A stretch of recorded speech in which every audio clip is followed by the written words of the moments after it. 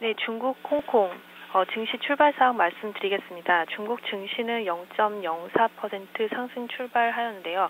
업종별로는 제조업, IT, 건축자재, 화학 업종이 좀 강세를 보이고 있습니다.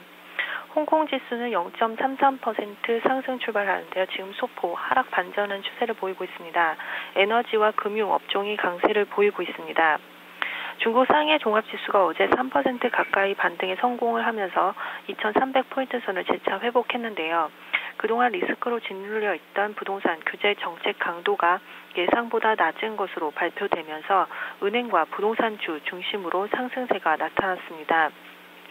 전인대 기간에도 일부 규제 정책 우려가 확대됐으나 정부 부처 간 부동산 보유세 확대에 대한 의견이 불일치하면서 정책 불확실성이 커진 바 있습니다.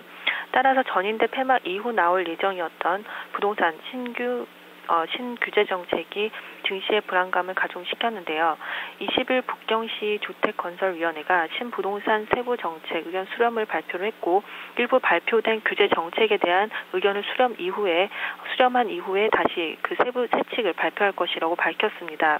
우선 20% 양도세 징수 시 면제 기준 정도 및 그리고 기존에는 내지인에 국한해서 이제 1가구 1주택 제한 정책을 실시를 했었는데 이를 외지인까지 확대할 것인지 이 부분에 대해서 이제 결정한 이후에 이제 세칙을 발표할 예정이라고 했는데 그 중에 이제 부동산 보유세 내용이 포함되지 않아서 시장 우려가 좀 크게 낮아졌다는 판단입니다.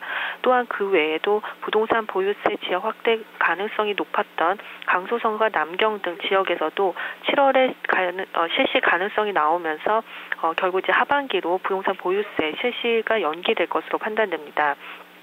이번 부동산 규제 정책 강도가 예상보다 낮아지면서 증시에 긍정적이었기 때문에 규제 우려는 좀 일단락됐다는 판단이고요. 이제 경제 지표 반등을 확인하는 4월 초까지 불확실성이 남아있지만 중장기적인 증시 흐름 상승세는 지속될 가능성이 크다는 판단입니다. 그리고 오늘 오전에 발표한 3월 HSBC PMI 지수 예상치가 51.7%로 좀 전월 대비 큰 폭으로 좀 상승한 것으로 발표가 됐습니다.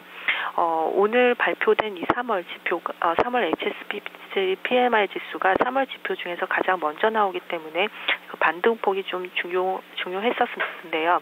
3월과 4월의 PMI 지수는 좀 계절적 영향이 적고 기존 과거에도 이제 반등폭이 컸기 때문에 오늘 지표가 이미 이제 51%를 상회한 것으로 발표가 되어서 중국 경기에 대한 불확실성이 좀 완화됐다는 판단이고요.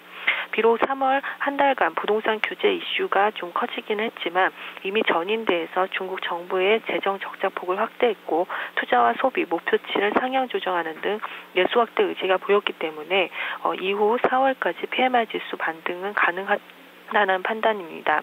4월 1일 실제치가 발표되기 때문에 이후 지표 발표에 따라 증시 반등세도 이어질 것으로 판단됩니다. 이상 대신증권 선임연구원 성연주였습니다.